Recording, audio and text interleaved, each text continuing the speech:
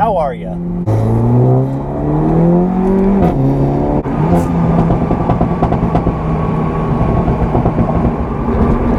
Today is the day, it's finally here.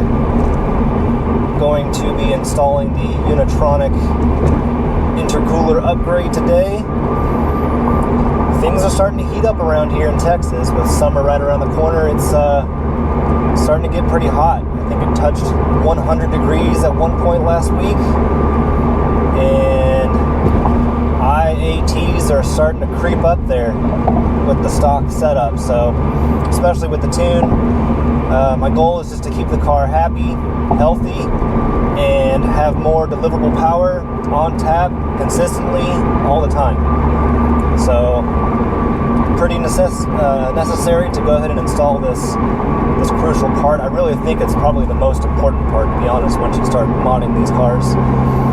And we're going to go ahead and head over to a buddy's house today, and we're going to go ahead and get this thing installed. This is not going to be an installation video by any means. I may go ahead and get some clips of us, basically tearing the whole car apart from the front end, but I think afterwards I'll probably catch up with you at some other point, kind of give my impressions and how I feel about the part once it's installed. Holy cow, there's a beautiful RS6. So far so good. The face is off. Rat pack opened up.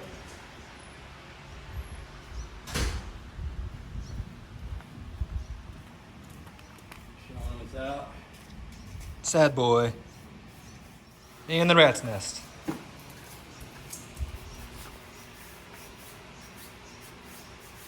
Disgusting.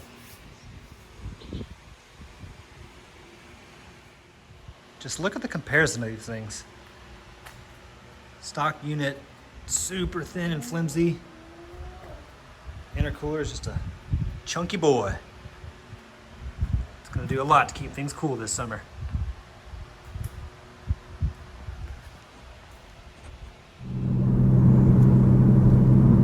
All right, guys, it's the next day, and didn't have enough time yesterday to film afterwards. To be honest, it is definitely a day job. Even with two people and having a guy who's done it before, it took us a good part of the day, to be honest with you. I would say, not counting the couple breaks we took here and there, it was at least 6 hours. 6 hours of work. So it's very involved, pretty tedious of a job. Some of the clips I showed really shows how much of the front end has to come off to get access to the intercooler location, and it's just wedged in there between the AC condenser and the radiator. But yeah, basically the whole front end has to come apart for you to even have access to what you need to get to.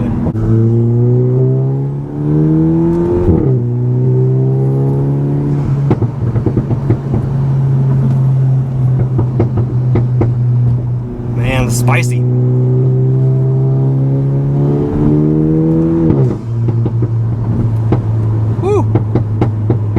Things are a little bit louder. I still got the stock intercooler back there is now in the box. So the back seats are down. There's no sound deadening back there. So the pops are even louder now. That's crazy. Car got buttoned back up yesterday and no issues. This thing is, I think it pulls a little bit stronger. It might be a little placebo effect, but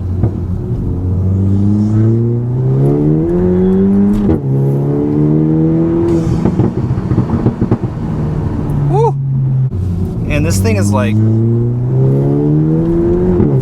I can already feel there's like no delay in power anymore. I mean, I might have had a little bit before. It's really hard to tell, but I can definitely say that it doesn't feel like there's any sort of hesitation that might have been there before if there was any heat soak. Holy cow. I mean, it feels like the car felt good before, don't get me wrong, with the tune and everything. but now it just feels stronger. It feels like it's not, the power doesn't want to give up on you quite as quick.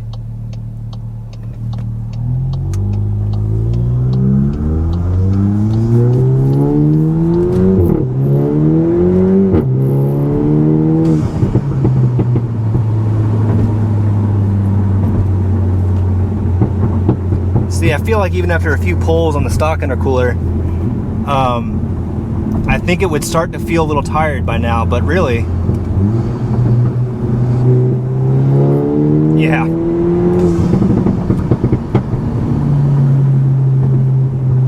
Yeah, it feels strong. It feels strong, if not stronger, and it feels it more regularly. There's definitely no issues. So I guess a real way to test the data would have been to really use my Bluetooth dongle, have the gauges set up, and actually read the intake air temperatures before with the stock intercooler, and then I guess, you know, afterwards with the new Unitronic one on. But really, you know, Unitronic claims that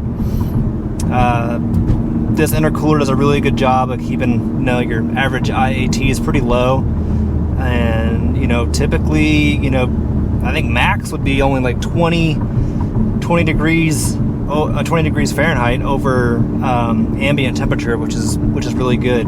I can't really, you know, I don't know the numbers about the stock intercooler, but I imagine that thing was much less efficient pull after pull, and I'm sure IATs just would skyrocket, you know, even after a couple pulls. You know, even just with some fun today, just the power,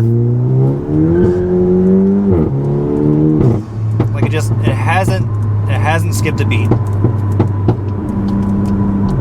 It just keeps pulling, and the power just wants to keep going, and it doesn't ever feel like it's holding back because things get too hot. So, you know, it's only 84 right now. It is a really muggy 84 outside.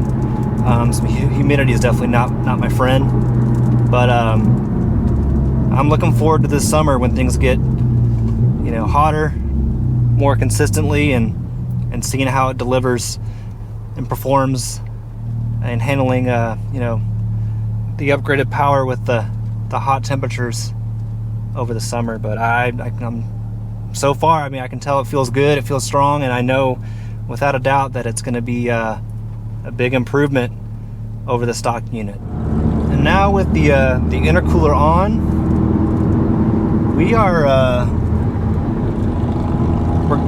basically one part away from being full bolt-on stage 2, and all I need now is just a downpipe, and I will be fully bolted. So I think I'd be happy with that. So I don't know. Is it worth it on the Mark 8s to get a downpipe? You know, I've seen plenty of videos and posts saying that the stock downpipe flows really well for what it is, and you know, I think at least with 034 Motorsport, you know, stage 2 requires an intercooler, so I've got that, and it also requires a downpipe. So I think with that stage 2 remap and that power level, I think, you know, I'd probably get a bump about 20 wheel horsepower and torque from their claims. You know, so I can see why people say it's not really worth it, because it's not a whole lot, not a big bump, not nearly as dramatic as going from stock to stage 1. But, you know, it would be nice to have better flow. I think it sounds pretty good having a downpipe, but I definitely would be doing the Road Plus, Miltech Road Plus catback conversion if I got a downpipe, because I'm looking at getting a Miltech one as well, just to have everything be cohesive with the exhaust system, with the exhaust setup. And so I would definitely be probably throwing that conversion back on just to quiet things down a little bit, because I think if I didn't, it would just be, I think it'd be too much. We're almost a full bolt-on, almost stage 2, you know, but it's kind of a big price jump to do those couple things I want to do to get there. So yeah, just wanted to thank you guys as always for tuning in, and we'll see if I make that jump to stage 2 or not.